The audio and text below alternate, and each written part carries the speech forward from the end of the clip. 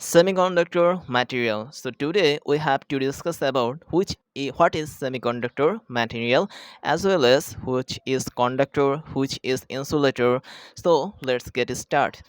So first of all, I have to discuss about what is conductor, as it is the course of electrical and electronic engineering. Basically this is the course from electronics, so I want to discuss first of all which is conductor.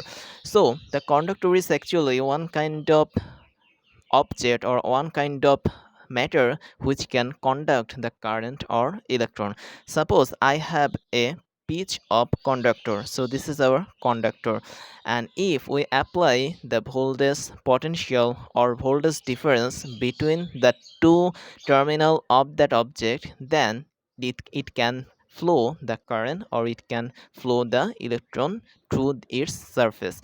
So if we apply the higher potential here and lower potential here, and we know the current is flowing from higher potential to lower potential, and we denote this current as I, and we also denote the electron as E minus, which is flowing from lower potential to higher potential on that object.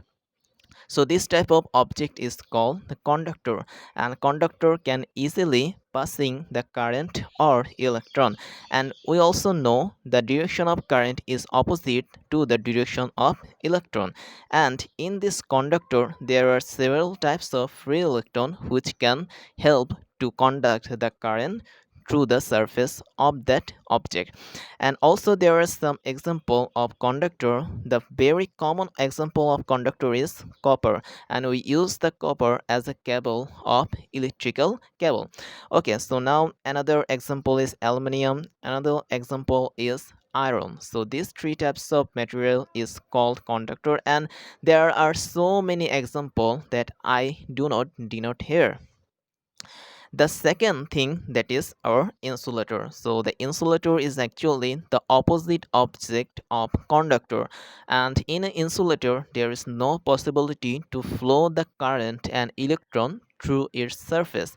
Suppose there is a material that is called insulator, and if we apply the higher potential and lower potential between the two terminals of that object, then there is no chance to flow the electron or current between the object or between the two terminal. So there is no flowing the current or electron in that material. This is called insulator, and the insulator is very good very good matter or very good object for electrical and electronic engineering branches, because sometimes we need insulator to insulate the copper wire. And also we have some devices in electrical and electronic engineering sector which also decorated by the insulator. And there is one thing that I want to share with you. The insulator is actually resist the flowing of current or resist the flowing of electron. Then it is also resist the flow of heat transfer.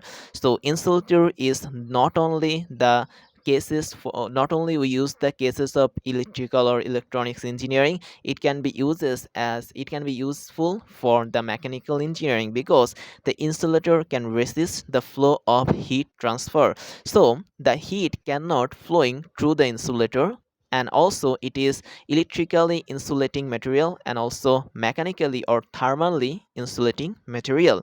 So we have some example of insulator. First of one is glass, and we use glass in our daily necessaries. And also we have woods, and these woods are also working as insulator. We have another types of material which is called mica, or someone call it as mica. So these types of object or these types of matter are using as the insulator.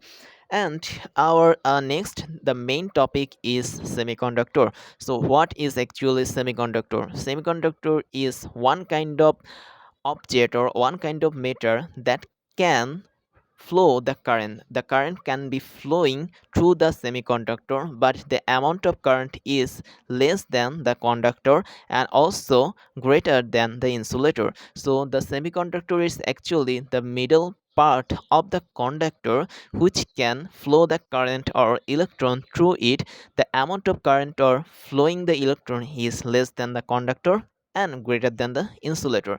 So if we draw any types of pieces of semiconductor and also we apply the higher potential and lower potential between the two terminal of that semiconductor, then there is a little bit amount of current and or electron can flowing through the semiconductor matter. So there is a flow of current which I denote as I, and the flow of electron which I denote by E symbol, and then the amount of flowing current and amount of flowing the electron is less than the conductor. So this is the real thing of a semiconductor, and this semiconductor is actually, there is some example of semiconductor. Suppose silicon is the best example of semiconductor, then germanium is the best example of semiconductor. And in electronics course we have to use these two types of semiconductor at several times, because most of the electronics device are made by these types of semiconductor. So now we have to discuss about very important topic, which is about resistivity and conductivity. So there are two terms that I want to write there. First one is resistivity and second one is conductivity. So what is actually resistivity? We denote resistivity as rho sign and we denote conductivity as sigma sign. So the resistivity is actually one kind of power that can resist or that can obstacle the flow of electron or current on a matter or on an object. So the resistivity is actually the character, one kind of character of a matter or one kind of character of an object that can resist or that can prevent to flow the electron or current on that object. So if we see the condition about conductor, the conductor can easily flow the electron or flow the current through its body. So we can say the resistivity of the conductor is very low, but for the insulator there is no current or electron is flowing through the insulator. So we can see there are very large amount of resistivity are acting on insulator. The last one is semiconductor. We can say that the semiconductor is actually flowing the electron or current, but the amount of electron and current is less than conductivity conductor. So we can say that the resistivity of the semiconductor is a middle amount, or not much amount or not less amount. And there is another term which is conductivity, and conductivity is actually the opposite term of resistivity. And conductivity is actually the characteristics of a matter, how the matter can easily passing the current or passing the electron through it. So the conductivity is actually one kind of character that indicate that how much current or how easily the current or electron can flowing through the matter. So we can say there is a two opposite term. First one is resistivity, which is inversely proportional to conductivity. So we can denote this as this term. And another thing that I want to share with you, there is a very important equation regarding to resistivity. Suppose I have a object and the length of the object is L, and also the cross sectional area of the object is A. This is the cross sectional area which is in circular shape. And if the resistance of that object is R, then the resistivity of that object is rho is equal to R product A divided by L. So this is the very important equation for resistivity of a object. And the resistivity is actually the characteristics of a object, where resistance is the real thing or real characteristics of an object, that how can the electron or the flow of current can be obstacle. Okay, so the next one is we have to discuss about, there are three types of material that I have discussed. So in these three types of material, there is the different types of values of resistivity. Suppose if we write for the conductor, suppose I have a example of conductor, write copper. So the resistivity of the copper is 10 inverse 6, 10 inverse 6. And there is one thing that I want to share. The unit of that resistivity is ohm meter, and sometimes we use ohm centimeter as the unit of resistivity. So if we multiply the unit of length to the unit of resistance, then we can find out the unit of resistivity, which is ohm meter or ohm centimeter. So for copper, as it is conductor, so there is a good chance to flow the current or electron through it. So the resistivity of that conductor or copper is very low, which is 10 inverse 6 ohm centimeter. Now we have to see about the insulator. So the insulator is one kind of material which cannot flowing the current or electron cannot flow through it. So we can say the resistivity of the insulator is very high. Suppose we have an example as mica or mica. So this mica has the resistivity. The value of this resistivity is 10 to the power 12 ohm centimeter, which is the very high amount. So last one is our semiconductor. So we have a good semiconductor which is called silicon. So the resistivity of silicon I write here. Silicon's resistivity is 50 into 10 to the power 3 ohm centimeter, which is about 50,000 ohm centimeter. And we can say this types of material like semiconductor has resistivity. The value of this resistivity is less than the insulator and also greater than the conductor. So we can conclude that for a semiconductor, the resistivity, the amount of resistivity is less than insulator and greater than conductor.